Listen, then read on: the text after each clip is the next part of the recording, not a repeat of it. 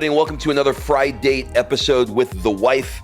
In these episodes, my wife and I offer an entrepreneurial couple's perspective on living a life by design instead of default. Hopefully, we'll make you laugh as we navigate the ups and downs of working together, being entrepreneurs and being parents. You may want to check out our private member community over on Patreon, where you'll get additional unfiltered content like our Fri-Date on the fly episodes and get ad-free access to all our podcasts and our monthly Zoom. If you want to check it out, head over to patreon.com/Fri-Date. That's F-R-I-D-A-T-E, no dashes, or click on the link in the show notes. All right, let's get into today's episode.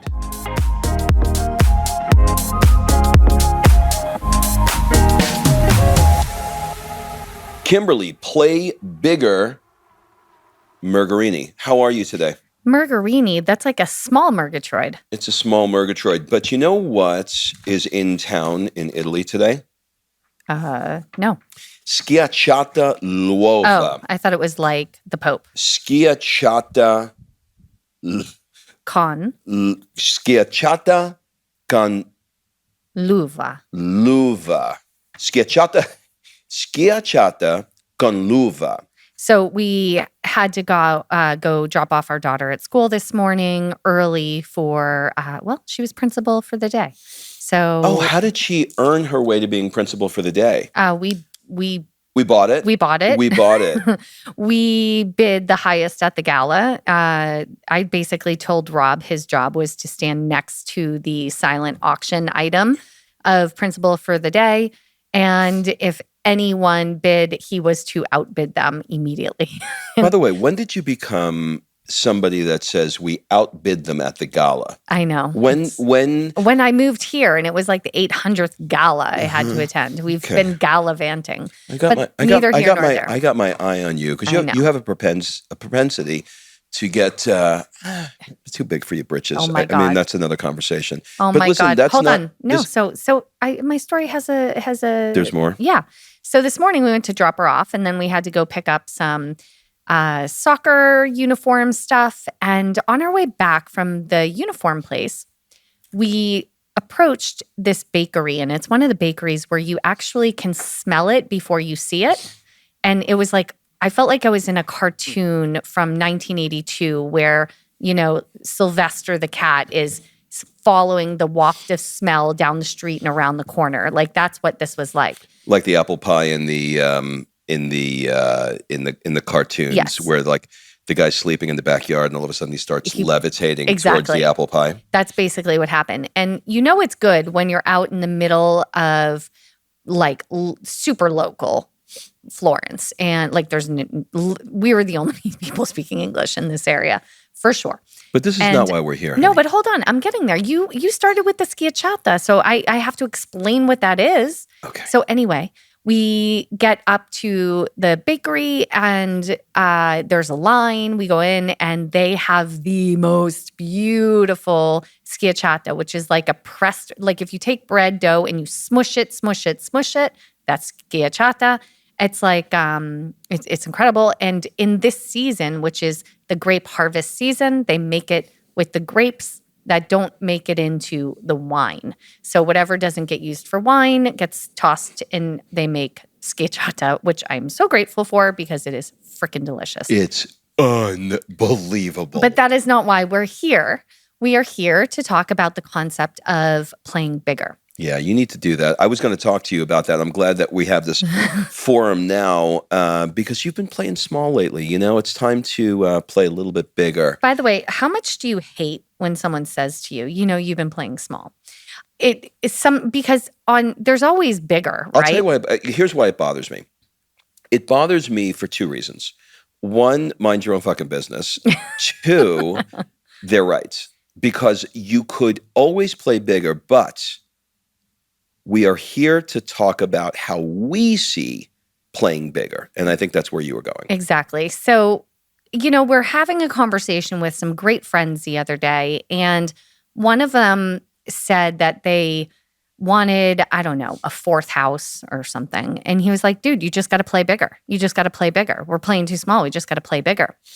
And often when people use that phrase, play bigger, it is used in the way of wealth and accumulation. And it's, I want a jet, I want 10 houses, I want a partridge in a pear tree, whatever. And after this conversation, and I love having conversations with people like this because it's actually really interesting to see what drives other people to work, and to hustle. And Rob and I just have, we're the Italians of the group. We just have a bit of a different mentality. So that conversation prompted Rob and I to talk about the concept of playing bigger, but what if playing bigger could be playing bigger in other areas of life and not in wealth and accumulation? What if it's not about constantly upgrading your car, upgrading your house, upgrading whatever physical thing? What if it's about upgrading your life? What if it's about playing bigger in life? What if Rob and I decided we wanted to play bigger in our relationship? What if we decided we wanted to play bigger? And we did.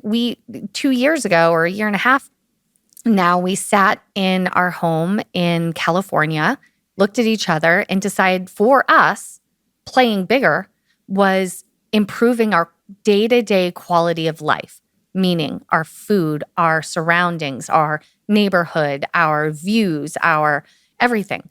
And we moved our family to Italy. That, to me, is playing bigger. And now what's interesting is that I think a lot of people in the mainstream idea of play bigger wouldn't see that as playing bigger. They would see it as a lateral move. You were here and now you're here or whatever. But for me, my life is exponentially better. And for me, this is playing bigger. And so what if you, Rob, we've been talking all morning about how you are playing bigger in the health game, in the longevity game, and you're really going in, not on abs, but on living to 130. Another conversation for another day, but you're playing bigger in health. And so I think it's a good conversation to have about sometimes when someone goes, dude, you're just not playing big enough. I always feel like it's relating to monetary instead of life. Okay, well, I'll be done now. Well, no, I mean, you've said it perfectly. I mean, if you think about it, if I were to say the words to you, play bigger, you are going to automatically associate that with business. You just are, or at least the people that I'm around anyway do. And so, there becomes this aversion to playing bigger if you are in a place the place we're in our life right now is we are trying to truly get the most out of all the areas of our life. So when somebody says to me, dude, play bigger, I almost have an allergy to it and an aversion to it because it automatically, to me, means, oh, that means I need to work harder. Oh, that means I need to make more money. Oh, that means I need to buy another house. Oh, that means I need cars. And so I go I'm fine. I'm fine. But there is a side of me that says, well, yeah, you may be fine, but can't you play bigger? And I couldn't really figure out this push-pull I had around that term until you pointed it out. I think it was you who pointed it out. It was me. And then I thought, oh, she's right, I could play bigger in my marriage. I could play bigger in being a father. I could play bigger in this podcast. I can play big, and it's endless. And it doesn't mean it can't be bigger in business as well. So in other words, it's not mutually exclusive where you either have to play bigger in business or you have to play bigger in life. But I think what happens is the bigger conversation here, we've got this, I've got this planner that I use. It's called a Clever Fox Pro. You can give it a Google. It's an interesting way to sort of set your week up. And there's a box in it where you write down the area that you want to have fun/hobbies in during the upcoming week. And so when I was sitting with one of the guys, we were in Sicily this weekend for an event. And I was sitting with one of the guys, and I asked him, I said, you use this planner, right? And he said, yeah, I do. I said, which one do you have? Because there's a bunch of boxes, right? It's business and personal and personal development and all different. It's an easy way for you to take all these disparate areas of your life and quantify them into a weekly outcome that you want to have. And I said, which is the box that you have the most trouble filling in? And he said, oh, every week it's fun and hobbies. And I'm like, wow, this is the guy that could basically buy fun. He could buy any fun he wants, right? And that is the one that is the most difficult. Well, why is it difficult? It's not difficult for lack of resources. It's not difficult for lack of time. It's difficult for lack of intention put into that area. So this is an area where if he were to say to me, you need to play bigger, then I would turn the table on him and say, well, where are you playing bigger in the area of fun? And he'd get it. I know he'd get it. And therein lies the challenge. When you are, and I'm assuming that if you're listening to this podcast, that you are, certainly entrepreneurially minded, or you probably wouldn't like us. And so it led into this conversation between the two of us of, well, what are the areas of our life that we want to play bigger in? In fact, I'm trying on the notion of shifting the entire thrust of this podcast, my interviews on Monday, my double shots on Wednesday. And we're not going to change anything with Fri-Date because I think we go there. But I think having a target that you're looking for in the area of playing big, whether it's overtly said or just energetically felt throughout the theme of the podcast, I think it's something to consider. Well, I think it's great because, like, let's say you had a great interview with Jasmine Star, right? About Instagram and Reels and TikTok, like that kind of thing.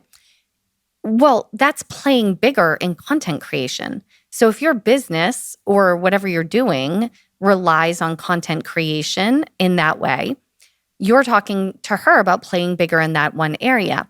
Where the rub is for me when someone goes, dude, you're playing small, is that they're looking at seemingly the totality of your life, saying you're playing small, and really, you're playing really fucking big in a gazillion areas, and maybe the one they focus on the most is the one that you're not playing big enough in their eyes, but not necessarily, but they're not seeing the totality of the life. Because it's interesting because we have around us in our circle of friends and acquaintances insanely successful people. And what is so interesting to me is some of them play so big in one area that the others fall to the wayside. But then you have others that are like here in our local community in Florence that are insanely successful, but they are choosing to play bigger in all of the areas, hence why they moved here. And so they're putting it in. It's like the guy you interviewed, Strauss Zelnick. He's a good example of this. I'm going to butcher it. So you talk, maybe that we can link this in the show notes for the editor, Strauss Zelnick interviews. But he talked to you about having buckets, right? And of how he divides his time. Only one of the 4 buckets was business. Let me just for context, so that everybody listening who hasn't heard, I can't imagine anybody listening hasn't heard my interview with Strauss Zelnick. Is there anybody on the planet now left who hasn't? Oh my God! If you haven't, go back and listen because it's a good one. But by the way, just to give you a little teaser about Strauss, he was the one that greenlit Dirty Dancing.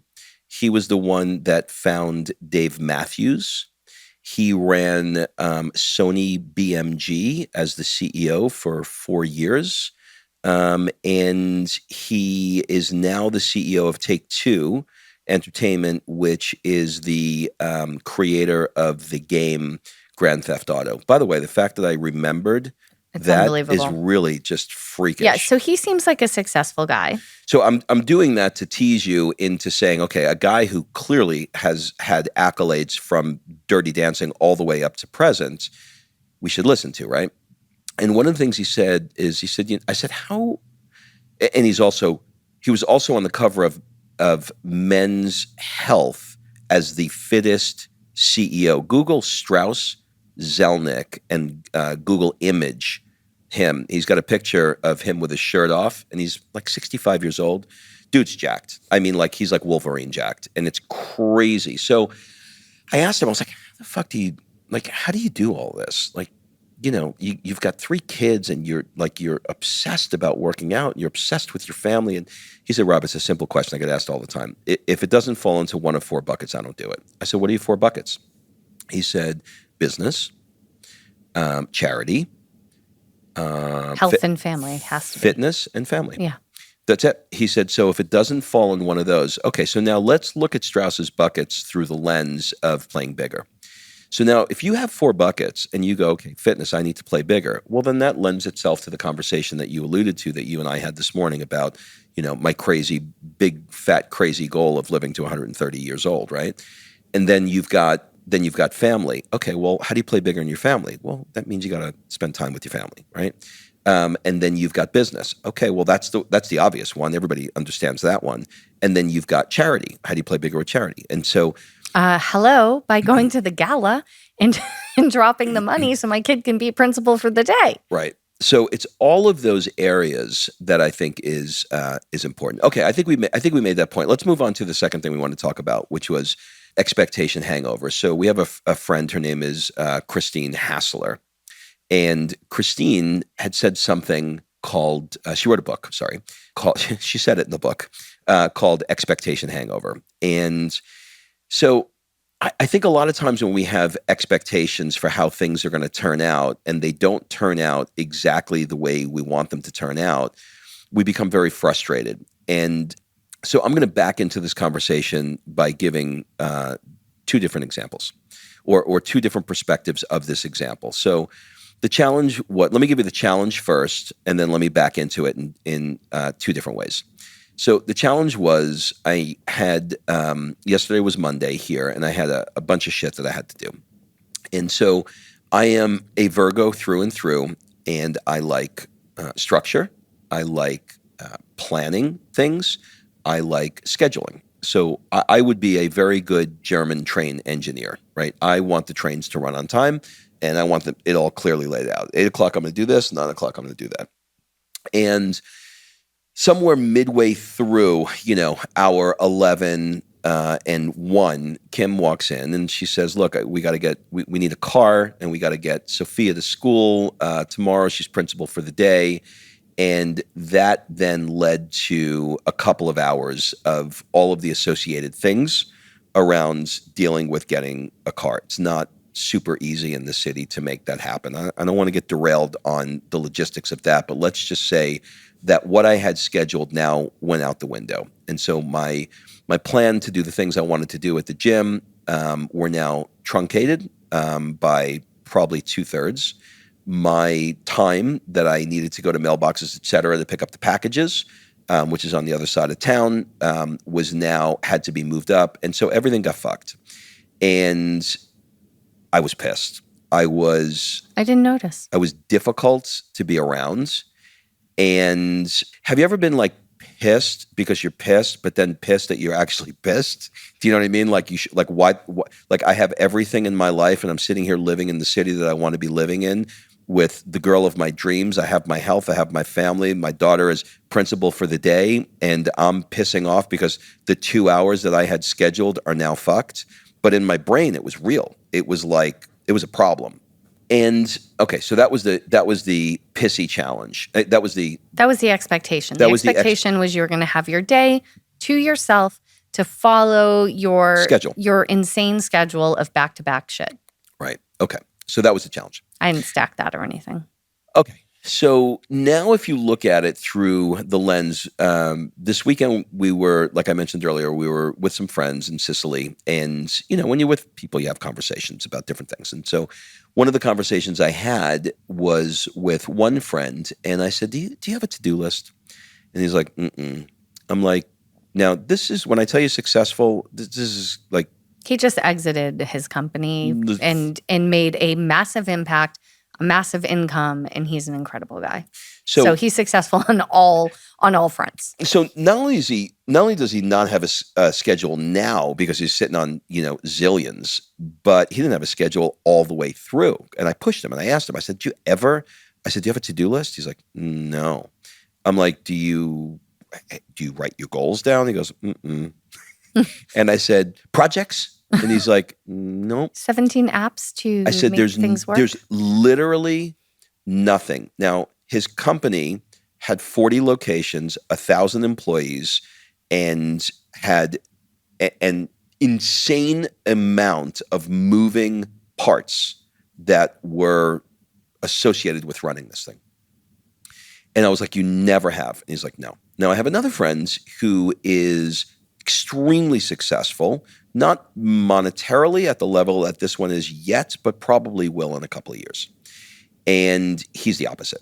He's got projects and to-do lists, and his projects have projects, and his to-do lists have to-do lists, right? One of those things. And so I'm like, okay, well, they're both really successful. So maybe it's just a nature thing, right? Maybe it's just like some people are just sort of like inclined to doing it this way.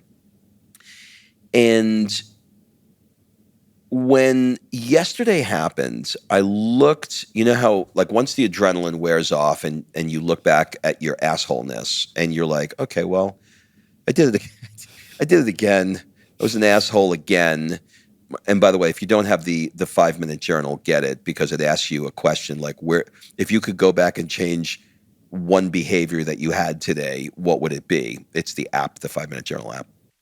And I was like, I would have been less of an asshole to my wife, who was just trying to make a special day for my daughter, our daughter. And so I thought, okay, well, if that's the case, which is right? Do you have the calendar and schedule out everything hour by hour, or do you hippy dippy it and just hope that you retain? I got to go to the laundry, the dry cleaner, and the candlestick maker, and oh, by the way, need to make a reel for TikTok. Like, how do you do it all? And I've come to this place in my life where I've realized that there aren't. Oh, and then one third thing. One of the people that were there, her name's Lori Harder.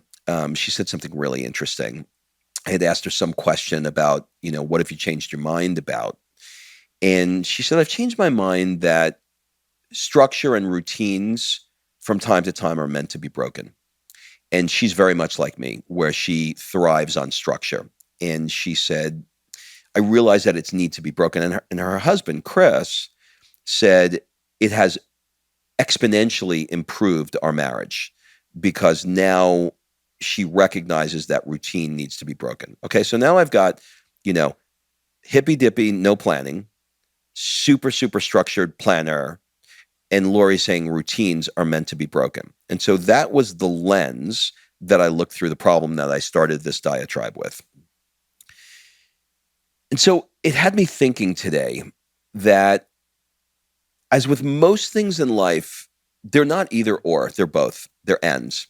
So yes, you have the plan, and you allow yourself the freedom to say the universe is taking me somewhere different today. Now, that's not to be an excuse where you have a list of all the things that you need to get done, the projects and the goals that you're after. And you say, well, the universe today took me out for a walk. The universe told me to watch Netflix. The universe told me to watch. That's not an excuse, but it is when you come up against fighting the tide of life and you realize that it just wasn't in the cards for that day to do that thing, no matter how hard you try. Perhaps there was something that was in store for you that was better. Maybe it was the universe said, hey, you need to connect deeper with your wife. Go out, go find a car together, go have some lunch, and celebrate the fact that your daughter tomorrow is going to be principal for the day. And stop being a dick and be flexible in your day.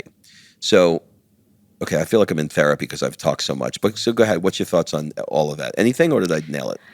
Well, my question would be, the next time I interject the great unknown into your day that's been scheduled. I'll tell you not to do it. Yeah. How do you manage that other than telling me how busy you are and how this is fucking up your whole day? By the way, these conversations that couples have are so interesting because it's like, you acknowledge when you do the thing that you do, and then the person says, yeah, but when you do the thing that you do, when you're doing that thing, what do you want me to say when you're doing that thing that you do that like you want me to yell fight? Like squirrel, and like then you'll know you're doing it? Cinnamon. Say cinnamon. Say cinnamon. Every time Rob's a dick because I don't know. Yeah, but you're also getting, but let me. I think it's just having the awareness that, when dickery pops up, it's just having the awareness. Is he with Hickory and Doc? Yeah, like when you have the awareness that you're doing it, I think it's like, but when I have the awareness that you're doing it, but I want to say this because what you're trying to do is you're trying to interrupt, like when you're in state and you're in flow and you're writing or you're journaling or you're like you're getting ready to go to the next appointment. It's like your brain is locked in. Like, I know I'm arguing both sides right now, but this is the challenge, right? Your brain is locked into, I got 24 minutes left to finish this thing, and then I got to go to mailboxes, et cetera, right? Yeah. So that's your thing. And then somebody comes up and says, hey, I need your help. Here's what the challenge is. So, can you go walk to the other side of town now, get into a piece of shit rent-a-car? Hold on. In my defense, I came to you at 9 a.m. Why is it always your defense? Why can't you defend me? Well, I am about to defend you. I was trying to defend you, but you kept talking. I started this process at 9 a.m. At 11, I went to the car myself, unlocked it, got the key, and said, it's way too far for us to walk in the morning, blah, blah, blah. It doesn't matter. And I said, at any point during your day today, if you wouldn't mind just grabbing that car and bringing it closer. And I realized that set off a chain of events that we couldn't get in the garage. We've never done it before. Like there's a whole clusterfuck that happened. I get that. But I didn't say I need you to do it now. I said at some point during the day, could you? And one, and two. How am I with open loops? Hold on. Two, I know. And then he texts me, I'm going now. Drop me the pin. Did you do the voice? I did. Why did you do the voice? Why did you do the voice? I don't know. But by the way, can I explain the voice now? No. They're not going to understand it. Yes, they do. They have a wife, or they are the wife. They do the voice, or they've heard the voice. When we do the voice, we're imitating you. But the best part is that you actually said that by text, and so it was the voice that I attached to you doing it by text. And I'll give you the second one. Ready? Let me read these texts from yesterday. This will be fun. Yesterday's texts were, hold on, I got to see. Okay. Send pin. I'm going now. Okay. Okay, so, but look at the tone. See, you can't send pin. I'm going now. You can't assign tone to my words. I haven't even talked about this with you. What if I Hold on. I haven't even talked about this with you, so I want to let you know. Okay. So Florence is a clusterfuck of one-way streets going the wrong direction, okay? All the streets go one way, but only one way, and they're not going the way you need to go. So I dropped Rob the pin to where the car was, and then the pin to the garage door, because that's different than our address, because it's on a different part of the building. And so I get the first one, send pin now. So I send both pins. Okay, you hear the tone that you're assigning? Ready? Hold on. I did not say that. No, but you did in your text message. Why couldn't it be, hold on, just stop for a second. Why couldn't it be send pin now? What is it now? Or I'm Jabba the Hutt. Because it wasn't like, hey, baby, could you send me the pin? Oh, hey, baby. It was send pin. I'm going now. You're doing it again. You're doing it again. Tell me how you were feeling in that moment and that my voice wasn't more similar to your feeling. That's a different conversation. No. That is a conversation. Wait. It gets better. Then the next text I receive. Well, let me say this. So here's how this went down. So I know he's going there. I've sent the pin. I have Life 360 on my phone, so I can actually see where Rob is at all times. He can see where I am. We see where Sophia. It's family thing, so I'm not creeping on him. I heard, I had the door open, the grinding of a transmission over and over. And I was like, I know that's him. And so I opened the app. I see you coming the wrong way up a one-way street that I dropped you the pin for the other place. You're literally going up a one-way street that is the size of the street is the size of a Matchbox car to turn into a driveway that we've never even opened our gates before. And then I heard the grinding of the gear. I looked on Life 360 and I see you going up the wrong way street. I even screenshotted it for proof. And Proof then for who? That in court someday? What are you talking about? In court one day. What does that mean? You screenshotted it no, for proof? Because I thought you were going to get into the gate and I was going to have like a screen recording of you going up the wrong way street and it would be funny, but it was not funny. Therefore, I have not brought it up. I'm still stuck on proof, but go ahead. Hold on. Then I get this text. The voice. You can do the voice? Uh-huh. Go ahead. Come to side garage door. Now I'm caveman. Come to side garage. Okay. Come to side garage door now. That was the literal text. Come to side garage now. Why do you think I was asking that? So is my voice, do you think my voice is an exaggeration of how you felt in that moment? No. Yes or no? No.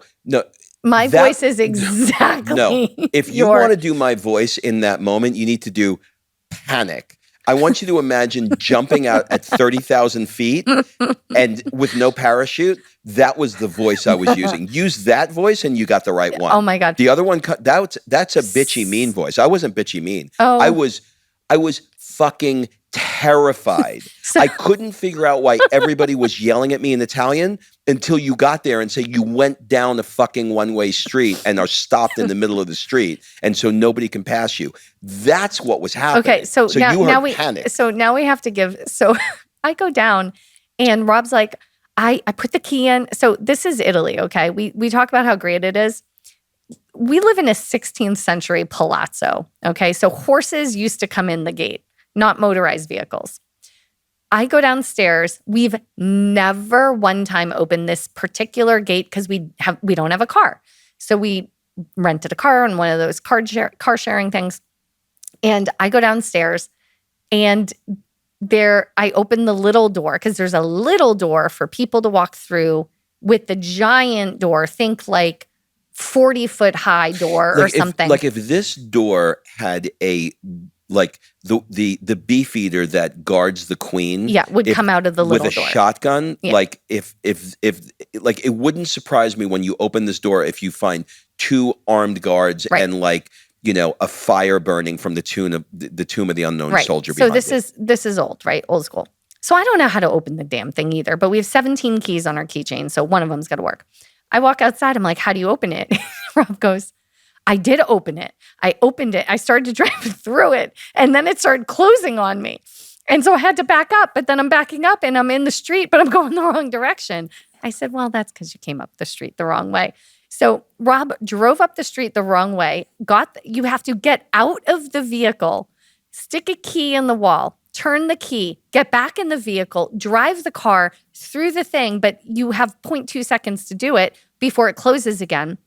And so what we have later learned is if you have to do it with the key and not the remote and you are by yourself, you have to very quickly exit, open it, get a 2x4, put it in front of the sensor that closes the gate so it'll stay open, drive the vehicle in, remove your key, remove the 2x4 so the gate closes. So that's how you park in our parking garage. So I asked later on as this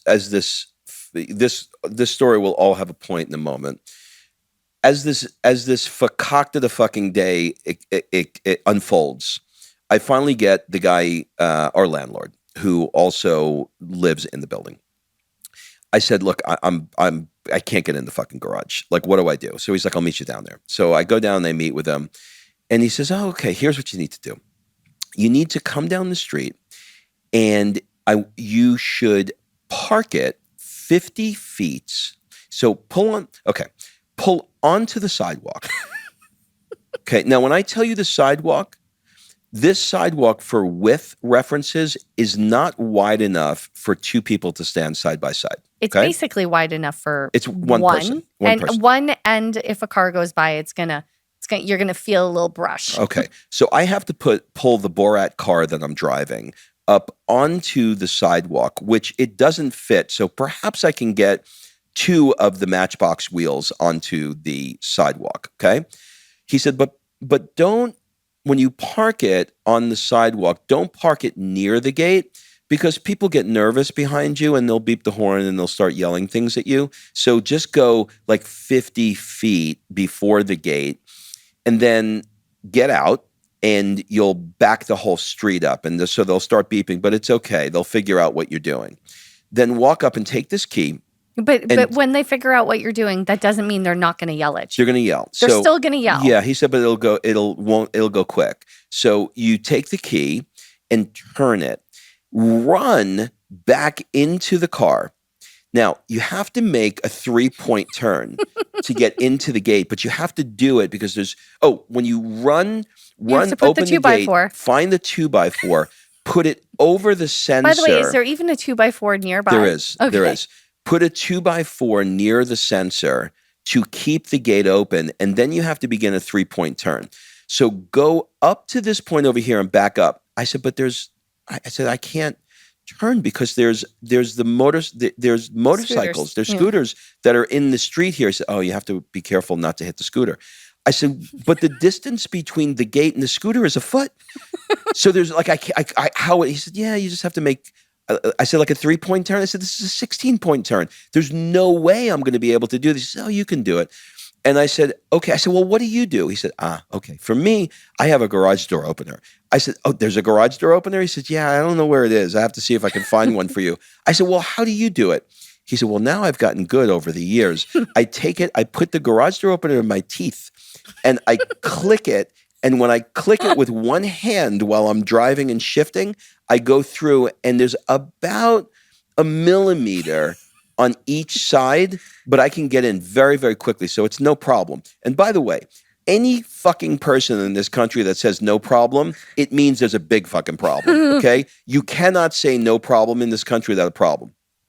So, all right, so let's take this back. All right, so take it back to the beginning. To the expectation. So my day got completely fucked energetically because the expectation I had was that I was going to go down this checklist today and it was going to be perfect. And because it didn't happen that way, and I stepped into the pissy negative energy, I got fucked all the way down this horse and carriage day that just well, then you just started attracting it. Well, that's my point. I just started tracking, and it just kept getting worse. So my worse. original question, what do you do next time I interrupt your day? I put the garage door opener in my teeth. And you skim in by a millimeter? Yeah. I think listen, I'm a work in progress. And by the way, I didn't give you a hard time about it yesterday. I want to go out. I don't think I did. Did I give you a hard time about it? Well, but you're the one who fucked it. So no, you shouldn't. No, but that's what I'm saying. You were upset because you had an attitude with me yesterday and you would have redone it. I'm saying I didn't give you Did you give me an attitude for my attitude? Yeah. No, I didn't. No. Because I knew that I can't drive a stick shift. And so I am at the mercy of when Rob can drive the 90% of the vehicles here. Yeah. So I know that I'm at your mercy. I was grateful for you to get it done and it all worked out.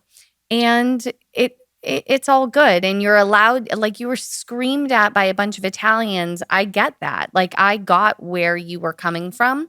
It is what it is. But could you leave a little flexibility in your day? Absolutely. All right, so we'll wrap with this. There's two things. One is play bigger, not just in business. Two is have some flexibility inside of your schedule and leave room for the magic. And sometimes the universe is taking you in a different direction. All right, the last thing before we go, this will be a promotion to sell you something. And that is our we're just going to let them know in advance. It's our but you're going to want it. It's our Patreon group. So it's there's two, just so you know, there's two levels. There's a $5 a month level and there's a $25 a month level. For the $25 a month level, you get a bunch of shit, but the big thing that you get is you get access to us via the app to ask questions, and you also you can also be a part of our monthly Zoom. And we're taking this slow. Like we are, you know, you can talk to anybody, you can join the group and talk to anybody inside of the group, and I guarantee you they will tell you it was worth every single nickel. We know everybody by name. When you sign on to the Zoom, there's not 20,000 people on the Zoom. There's a nice size group of people, and we are facilitating coaching, really micro coaching, you can call it, to help people figure out what it is that they're after and any challenges that they have. And the group has sort of organically become connected to each other, and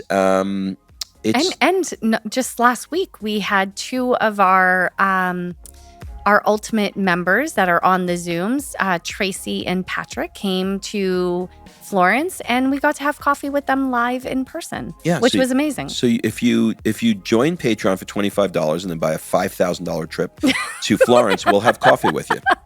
That's it, everybody. Have a great day. See you next week. Bye-bye.